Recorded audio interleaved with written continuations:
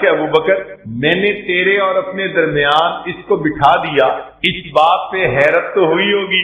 اللہ کے نبی صلی اللہ علیہ وسلم بڑی حیرت ہو رہی ہے۔ فرمایا ان ھذا الفتى یصلی علی صلاۃ ما یصلیھا علی احد من امتی، میرا یہ نوجوان امتی مجھ پر ایسا درود شریف پڑھتا ہے کہ جو درود شریف میری امت میں سے کوئی دوسرا مجھ پر نہیں پڑھتا، اس کی وجہ سے میں نے اس کو اپنے قریب بٹھایا۔ پھر نبی علیہ السلام نے بتلایا کہ وہ کیا درود شریف پڑھتا تھا، اللہم صلی علی محمد عدد من صلی علیہ وصلی علی محمد عدد من لم یصلی علیہ وصلی علی محمد کما امرت بالصلاۃ علیہ وصلی علی محمد کما تحب ان یصلی علیہ وصلی علی محمد کما ینبغی ان یصلی علیہ۔ چنانچہ ہمارے اکابر علماء دیوبند نے باقاعدہ تفصیل لکھی ہے کہ کس کس موقع پر درود شریف پڑھنا چاہیے۔ دخول المسجد والخروج منہ، مسجد میں داخل ہوتے ہوئے یا مسجد سے نکلتے ہوئے درود شریف پڑھنا چاہیے۔ والتشہد، اتحیات میں بھی درود شریف سب پڑھتے ہیں۔ ورؤیت المساجد، جب مسجد پر نظر پڑے تو اس وقت بھی درود شریف پڑھنا چاہیے۔ دخول الاسواق، بازار میں داخل ہوتے ہوئے درود شریف پڑھے۔ دخول البیت والخروج منہ، گھر میں داخل ہوتے ہوئے گھر سے نکلتے ہوئے بھی درود شریف پڑھنا چاہیے۔ نسیان الحاجہ، اگر بندہ کوئی بات بھول جائے، چیز رکھ کے بھول جائے، بات بھول جائے، اس وقت بھی نبی علیہ السلام پر درود شریف پڑھنا چاہیے۔ وقت الفقر، تنگ دستی کے وقت میں بھی درود شریف پڑھے۔ فی البدایۃ فی العلم، اور جب کتاب پڑھنے بیٹھے اس وقت بھی درود شریف پڑھے۔ فی البدایۃ فی الخطب، جب خطبہ دینا ہو، بیان کرنا ہو تو بھی درود شریف پڑھے۔ والانتہاء من مجالس العلم، جب علم کی مجلس کا اختتام ہو تو بھی درود شریف پڑھے۔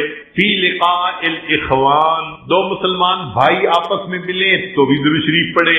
فی موادعتہم و مفارقتہم، پھر مدارسۃ حدیث النبوی، نبی علیہ السلام کی حدیث مبارکہ جو پڑھائی جائے تو اس وقت بھی درود شریف پڑھے۔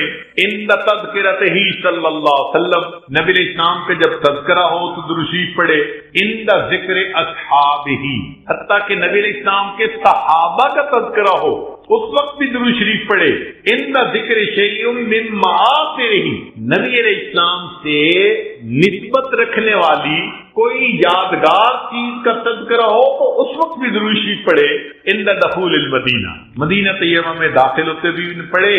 اور عند المرور علی قبرہ صلی اللہ علیہ وسلم، جب نبی علیہ السلام کے سامنے حاضر ہو مواجہ شریف پر تو اس وقت بھی درود شریف پڑھے۔ درود شریف کے فوائد کیا ہیں، کچھ دیر یہ بھی ذرا سن لیجئے۔ فرمایا انہا سبب لہدایت المصلی وحیات قلبہ، درود شریف کے پڑھنے سے دل زندہ ہوتا ہے اور پڑھنے والے کو اللہ ہدایت کے اوپر رکھتے ہیں۔ انہا سبب لزیادت محبت رسول اللہ صلی اللہ علیہ وسلم، درود شریف کے زیادہ پڑھنے سے نبی علیہ السلام کے ساتھ زیادہ محبت بڑھ جاتی ہے۔ انہا سبب لزیادت محبت العبد لرسول اللہ صلی اللہ علیہ وسلم، جو درود شریف زیادہ پڑھتا ہے اس بندے کی محبت نبی علیہ السلام کے قلب مبارک میں بھی زیادہ ہو جاتی ہے۔ انہا سبب قرب العبد من ربہ یوم القیامہ، درود شریف کا زیادہ پڑھنا قیامت کے دن اللہ رب العزت کے قرب کا سبب بنتا ہے۔ انہا اداء لشیء من حقہ صلی اللہ علیہ وسلم، نبی علیہ السلام کے جو احسانات ہیں، درود شریف کا زیادہ پڑھنا گویا ان احسانات کا بدلہ چکانے والی بات ہے۔ انہا سبب کفایت اللہ عبدہ ما اہمہ، جو پریشانیاں ہوتی ہیں درود شریف کے صدقے اللہ رب العزت ان پریشانیوں کو ختم کر دیتے ہیں۔ انہا سبب اجابت الدعاء، دعا کی قبولیت کا یہ سبب ہوتا ہے۔ انہا سبب زکات و طہارت للمصلی، جو درود شریف پڑھنے والا ہے اس کا دل اس سے صاف ہوتا ہے، اس کا نفس پاک ہوتا ہے۔ اور ایسے آدمی کو حدیث پاک میں فرمایا کہ جو درود شریف زیادہ پڑھتا ہے وہ بخیل نہیں ہوتا۔ پھر جو درود شریف زیادہ پڑھتا ہے وہ قیامت کے دن کی حسرت سے بچ جاتا ہے، اور جو درود شریف زیادہ پڑھتا ہے ملائے اعلیٰ میں اس بندے کی تعریفیں بہت ہوتی ہیں، اور اس کے عمر میں کے وقت میں اللہ برکتیں عطا فرما دیتے ہیں۔ اور انہا سبب لتثبیت قدم العبد علی الصراط، جو بندہ درود شریف زیادہ پڑھتا ہے قیامت کے دن پل صراط سے گزرتے ہوئے اس کے پاؤں اتنے مضبوط ہوں گے، درود شریف زیادہ پڑھا ہوگا۔ اور ایک اور بات، انہا سبب لثقل کفۃ المیزان، کہ یہ درود شریف میزان کے پلڑے کے بھاری ہونے کا سبب بن جائے گا۔ اب اس بارے میں ایک حدیث مبارکہ ہے، وہ ذرا سن لیجئے کہ درود شریف کا قیامت کے دن کیا سبحان اللہ کیا شان ہوگی۔ ایک حدیث مبارکہ علامہ جلال الدین سیوطی رحمۃ اللہ علیہ نے التذکرہ میں اس کو ذکر کیا ہے، اور ابن ابی دنیا اور نمیری نے اس کو الاعلام کتاب میں ذکر کیا ہے۔ فرماتے ہیں کہ عبداللہ لانو ایک صحابی اس کے راوی ہیں کہ نبی علیہ السلام نے ارشاد فرمایا، ان لآدم علیہ السلام من اللہ عز وجل موقفا فی فص من العرش، قیامت کے دن آدم علیہ السلام کو اللہ تعالیٰ عرش کے سامنے ایک ایسی جگہ عطا فرمائیں گے، علیہ ثوبان اخضران، ان پر دو سبز کپڑے ہوں گے، یعنی سمجھیں تہبند بھی سبز اور کرتا بھی سبز، کأنہ نخلۃ صحوق، جیسے شاخیں کٹی ہو نا تو سیدھا کھجور کا درخت ہوتا ہے، اس طرح آدم علیہ السلام کا اونچا لمبا قد مبارک ہوگا۔ ینظر الی من ینطلق بہ من والدہ الی الجنہ ومن ینطلق بہ الی النار، اونچے قد کی وجہ سے آدم علیہ السلام دیکھ رہے ہوں گے کہ ان کی اولاد میں سے کس کو جنت لے جایا جا رہا ہے اور کس کو جہنم لے جایا جا رہا ہے۔ فبین آدم علی ذلک، آدم علیہ السلام اس حال میں ہوں گے، اذ نظر الی رجل من امت محمد صلی اللہ علیہ وسلم، کہ وہ نبی علیہ السلام کی امت میں سے ایک بندے کو دیکھیں گے، ینطلق بہ الی النار، کہ اس کو فرشتے گھسیٹ کر جہنم کی طرف لے کے جا رہے ہوں گے۔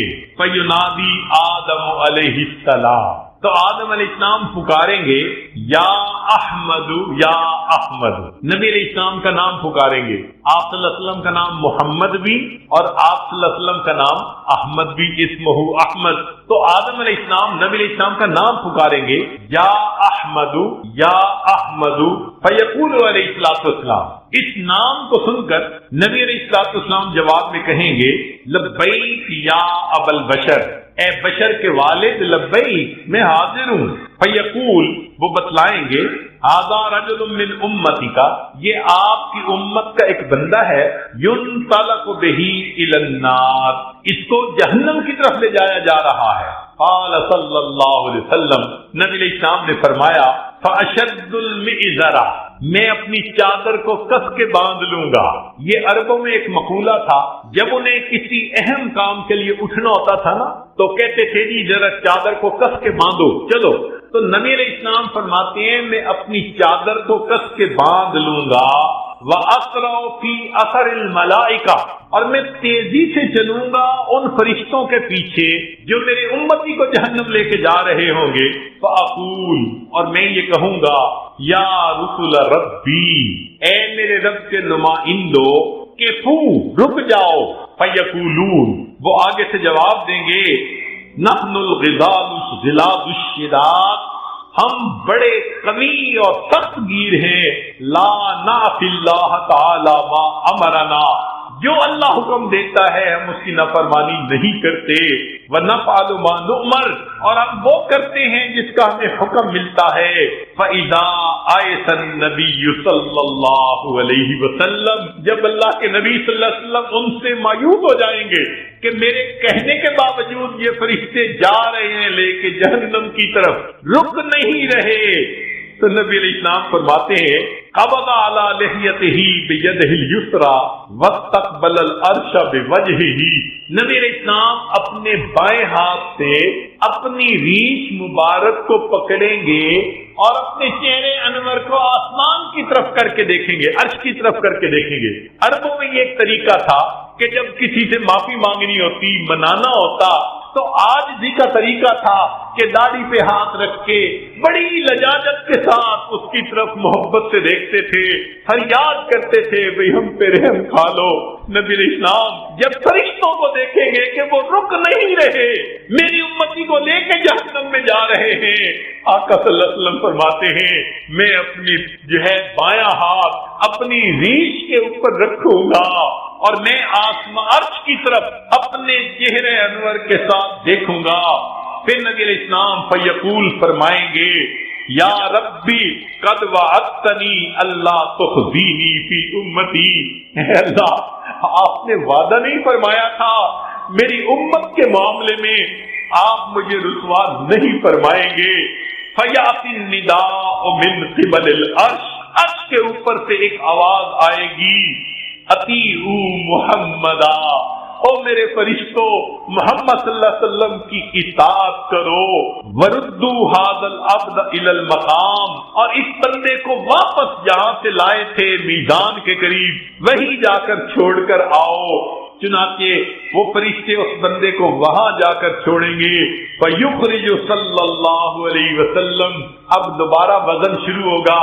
نبی علیہ السلام ایک چھوٹا سا کاغذ کا پرزہ، بطاقتن، کاغذ کا پرزہ نکالیں گے، بیضاء، سفید ہوگا، کل ان ملتے، جیسے انگلی کا پورا ہوتا ہے اس کے برابر ہوگا، فیلقیھا فی کفۃ المیزان الیمنی، اس کاغذ کے ٹکڑے کو نبی علیہ السلام نیکیوں کے پلڑے میں ڈال دیں گے، وہو یقول بسم اللہ، اور نبی علیہ السلام ڈالتے ہوئے بسم اللہ فرمائیں گے، فَتَرْجِعُ الْحَسَنَاتُ عَلَى السَّيِّئَاتِ، نیکیوں کا پلڑا بھاری ہو جائے گا، گناہوں کا پلڑا ہلکا ہو جائے گا۔ فَيُنَادِ الْمُنَادِي، ندا دے گا وہ ندا دینے والا، سوئدہ و سوئدہ جدہ، یہ بندہ، اس کے اجداد سعید بن گئے، اس کی نیکیاں زیادہ ہو گئیں، وثقلت موازینہ، انطلقوا بہ الی الجنہ، اب اس کو جنت لے کر جاؤ۔ فیقول یا رسول ربی، جب جنت لے جانے لگیں گے تب وہ بندہ کہے گا، اے میرے رب کے نمائندوں فرشتوں، کیفو ذرا رک جاؤ، حتی اسأل ھذا العبد الکریم علی ربہ، حتیٰ کہ میں اس کریم بندے سے ذرا معلوم تو کر لوں۔ فیقول، پھر وہ یہ کہے گا، بِأَبِي أَنْتَ وَأُمِّي، آپ کے اوپر میرے ماں باپ قربان جائیں، ما احسن وجہک، آپ کا چہرہ کتنا خوبصورت ہے، وَأَحْسَنَ خَلْقُكَ، آپ کی پرسنالٹی، شخصیت کتنی پیاری ہے، من انتا، آپ کون ہیں، فقط عقلتنی اسرتی، آپ نے میرے گناہوں کو مٹا کے رکھ دیا، ورحمت عبرتی، میری لغزشوں کو کم کر دیا۔ فیقول علیہ الصلوۃ والسلام، نبی علیہ السلام جواب میں فرمائیں گے، انا نبیوں کا محمد، میں محمد صلی اللہ علیہ وسلم تیرا نبی ہوں، وہذہ صلاتک، اور یہ وہ درود شریف ہے، التی کنت تصلی علیہ، جو تم مجھ پر پڑھا کرتا تھا، وفیتکھا، میں نے تمہیں اس کا بدلہ دیا، احوج ما تقول الیہا، جب تجھے اس کی بہت ضرورت تھی۔ سوچئے آج نبی علیہ السلام پر درود شریف کا پڑھنا کل قیامت کے دن میزان میں نیکیوں کے بھاری ہونے کا سبب بن جائے گا۔ دعا ہے اللہ رب العزت ہمیں اپنے حبیب صلی اللہ علیہ وسلم کی سچی محبت عطا فرمائے، ان کا احترام، ان کی عزت اکرام وہ بھی دل میں عطا فرمائے، ان کی سنتوں کی محبت کے ساتھ اتباع کرنے کی بھی توفیق عطا فرمائے، اور کثرت سے درود شریف پڑھ کر نبی علیہ السلام کی محبت کو دل میں بھرنے کی توفیق عطا فرمائے۔ ابراہیم علیہ السلام کو اس دنیا میں مقام نفی میں کمال حاصل ہوا، ابراہیم علیہ السلام کو اس دنیا میں مقام نفی میں کمال ہوا، انہوں نے ماں سوا کی نفی کر دی، فرمایا ان صلاتی و نسکی و محیای و مماتی للہ رب العالمین، اور پھر فرمایا کہ میرے یہ حکم ہوا وما انا من المشرکین، اور میں مشرکین میں سے نہیں ہوں، انی وجہت وجہی للذی فطر السماوات والارض حنیفا وما انا من المشرکین، تو نفی کر دی انہوں نے معبودوں کی، ایک اللہ کے اوپر ایسا ایمان تھا کہ ماں سوا کے بتوں کو توڑ کے رکھ دیا، یہ ابراہیم علیہ السلام کے اس دنیا میں کمال تھا۔ مقام نفی میں جتنا کمال ان کو حاصل ہوا اتنا کسی کو حاصل نہیں ہوا، چنانچہ ایک وقت وہ بھی آیا کہ جب دنیا کے اسباب تو چھوٹ گئے تھے، جبرائیل علیہ السلام مدد کرنے کے لیے آئے کہ میں آپ کو آگ سے بچاؤں، اللہ کا حاجہ، تو ابراہیم علیہ السلام نے فرمایا کیا میرا پروردگار جانتا ہے کہ میں اس حال میں ہوں؟ انہوں نے کہا ہاں اللہ تعالیٰ جانتے ہیں۔ فرمانے لگے حسبی سؤالی علمہ بحالی، کہ اللہ رب العزت جانتے ہیں میں کس حال میں ہوں، اس بات نے مجھے تجھ سے مدد مانگنے سے منع کر، میرا رب جو جانتا ہے میں کسی کی مدد نہیں چاہتا۔ جب اللہ نے انتہا دیکھی نا ابراہیم علیہ السلام کی نفی کی، فرمایا وَإِبْرَاهِيمَ الَّذِي وَفَّى، ابراہیم تو بڑا وفادار نکلا، تو نے وفا دکھا دی کہ واقعی بندے کو ایسا ہونا چاہیے اپنے مالک کے ساتھ۔ تو ابراہیم علیہ السلام کو مقام نفی میں کمال، اور یہ بات ایسے نہیں کہ زبانی کہی جا رہی ہے، اس کی تصدیق اس پروردگار نے کی جو سینوں کے بھید جانتا ہے۔ چنانچہ ابراہیم علیہ السلام کے بارے میں اللہ فرماتے ہیں ان ابراہیم کان امہ قانتا للہ حنیفا ولم یک من المشرکین، اور وہ مشرکین میں سے نہیں تھے۔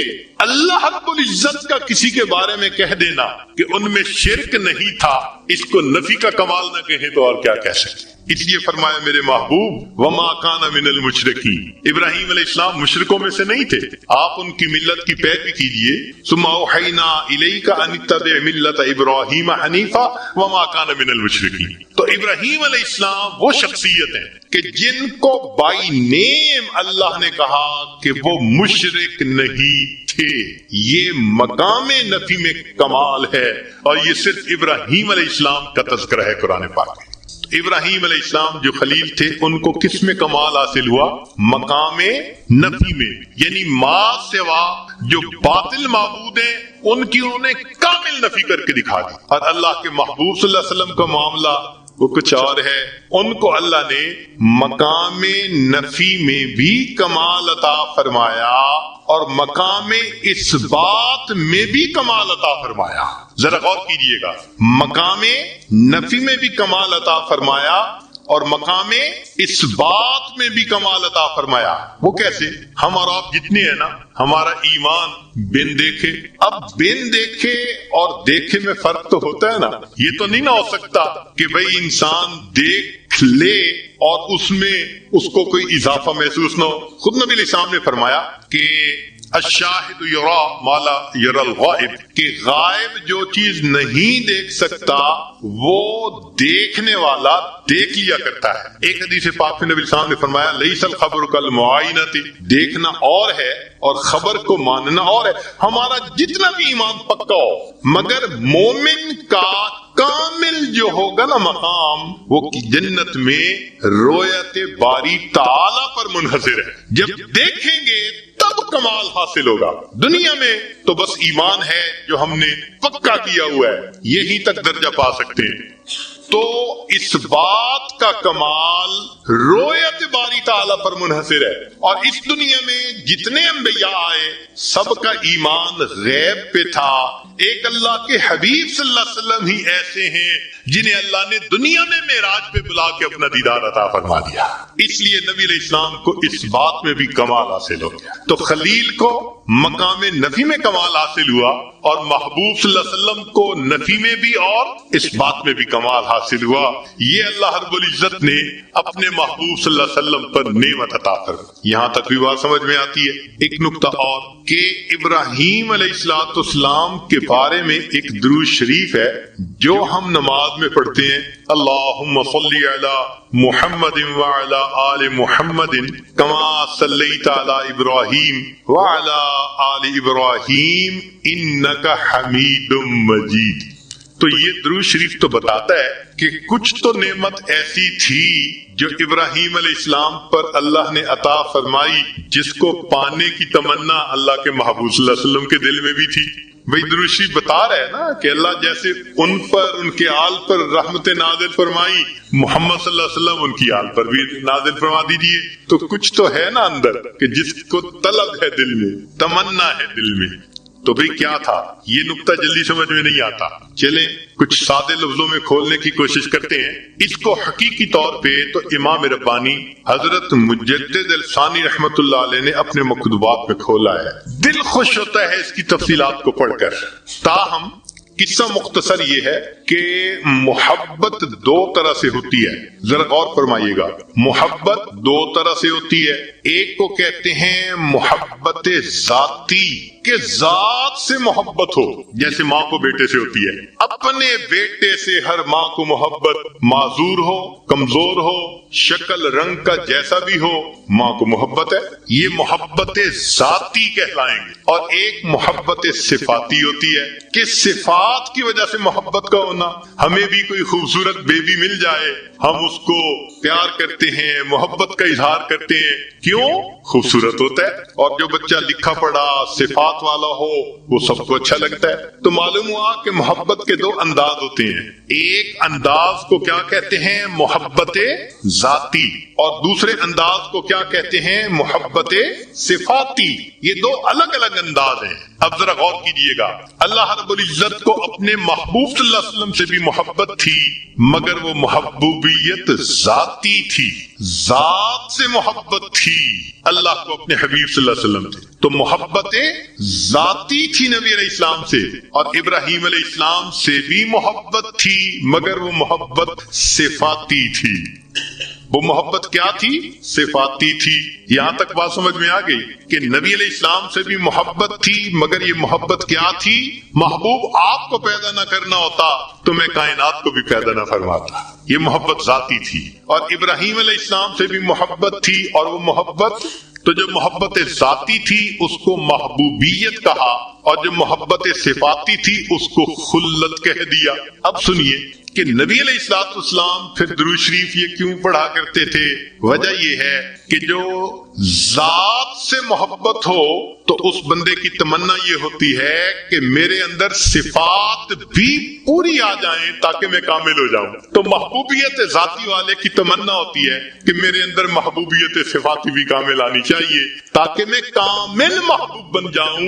یہ وہ تمنا تھی اللہ کے نبی علیہ الصلوۃ والسلام کے دل میں، جس وجہ سے فرمایا کرتے تھے اللہم صلی علی محمد وعلی آل محمد کما صلیت علی ابراہیم وعلی آل ابراہیم انک حمید مجید۔ اے اللہ، جو محبوبیت صفاتی ان کو عطا فرمائی تھی، اس دنیا میں مجھے بھی اس میں کامل کر دیجئے تاکہ مجھے محبوبیت ذاتی حاصل، میں اس دنیا میں محبوبیت صفاتی بھی حاصل کر کے دنیا سے چلا جاؤں۔ اگلی بات سنیے کہ نبی علیہ الصلوۃ والسلام نے ارشاد فرمایا، جابر لانو اس کی روایت کرتے ہیں، شیخ الحدیث رحمۃ اللہ علیہ نے فضائل درود میں بھی اس کو نقل کیا کہ ایک درود شریف ہے، اگر اس کو پڑھا جائے تو اس کا ثواب لکھنے میں فرشتوں کو 1000 دن لگ جاتے ہیں۔ ذرا حدیث پاک کے الفاظ پہ غور کیجئے کہ وہ درود شریف ایک مرتبہ پڑھیں تو فرشتے اس کا ثواب لکھتے لکھتے 1000 دن لگا دیتے ہیں۔ اللہم رب محمد صلی علی محمد وعلی آل محمد وجز محمد صلی اللہ علیہ وسلم ما هو اہلہ۔ یہ جو اعمال قیامت کے دن تلیں گے، اس میں نبی علیہ الصلوۃ والسلام کی شفاعت کو اور درود شریف کو بھی بہت زیادہ اہمیت حاصل ہوگی۔ بات لمبی ہو جائے گی، مگر چونکہ مضمون اس کے مطابق سامنے آ گیا تو میں کرتا چلوں کہ حدیث مبارکہ میں آتا ہے، حاکم کی روایت ہے کہ قیامت کے دن بہت بڑا مجمع ہوگا، سارے انسان ایک جگہ جمع ہوں گے۔ آپ بتائیں، جب ساری دنیا کے انسان آدم علیہ السلام سے لے کے قیامت کے آخری، یعنی قیامت کے دن تک آنے والا آخری انسان اکٹھے ہوں گے تو یہ تو خرب لوگ بن جائیں گے۔ تو مجمع اتنا بڑا ہوگا کہ پتہ ہی نہیں چلے گا کہ بھئی میزان میں ہو کیا رہا ہے۔ تو اللہ تعالیٰ آدم علیہ السلام کو کھجور کی مانند ایک اونچا قد عطا فرمائیں گے، سب لباس انہوں نے پہنا ہوا ہوگا۔ ہم نے دیکھا ہے کہ جہاں مجمع زیادہ ہوتے ہیں نا تو پولیس والے میناروں پہ چڑھتے ہیں یا عمارتوں پہ چڑھ کے اوپر سے دیکھتے ہیں، کیونکہ ان کو پتہ نہیں چلتا کہ مجمع کے اندر کیا ہو رہا ہے۔ تو قیامت کے دن ایسا ہی ہوگا کہ حضرت آدم علیہ السلام اونچا قد ہوگا اور وہ اوپر سے دیکھ رہے ہوں گے پورے مجمع کو۔ اتنے میں ایک مجمع ہوگا نبی علیہ السلام کی امت کا، جس کا حساب ہوگا اور حکم ہوگا کہ اس کے گناہ زیادہ ہیں، اس کو جہنم میں لے جاؤ۔ فرشتے اس بندے کو گھسیٹیں گے جہنم کی طرف اور وہ بندہ رو رہا ہوگا. جب وہ بندہ روئے گا تو آدم علیہ السلام اس کو دیکھ کر پکاریں گے یا احمد یا احمد. نبی علیہ السلام کا نام نامی اس میں گرامی دنیا میں محمد تھا اور قیامت کے دن آپ کا نام نامی احمد ہوگا. تو جب احمد کر کے پکاریں گے تو نبی علیہ السلام فوراً فرمائیں گے لبیک اے بشر کے باپ میں حاضر ہوں. آپ کیا کہنا چاہتے ہیں؟ وہ فرمائیں گے دیکھو آپ کے ایک امتی ہے جس کو جہنم کی طرف فرشتے لے کے جا رہے ہیں. تو نبی علیہ السلام ان فرشتوں کے پیچھے چلیں گے تیزی کے ساتھ اور ان کے قریب جا کر ان کو کہیں گے کہ تم رک جاؤ ان کو ابھی جہنم نہ لے جاؤ.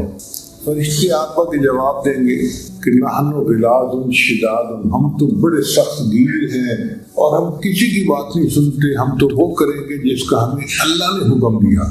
اب جب فرشتے بات پر توجہ نہیں دھریں گے اور لے کے جائیں گے جہنم کی طرف تو اللہ کے محبوب صلی اللہ علیہ وسلم اس وقت بہت زیادہ غمزدہ ہوں گے.